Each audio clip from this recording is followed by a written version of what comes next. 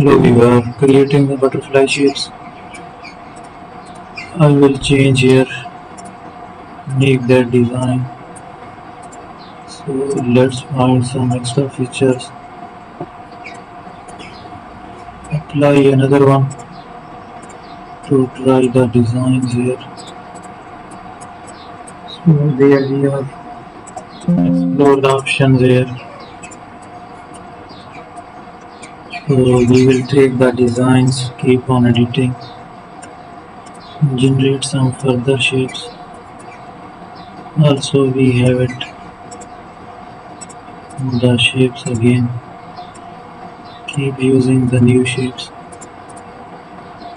So there it is. I will explore the options.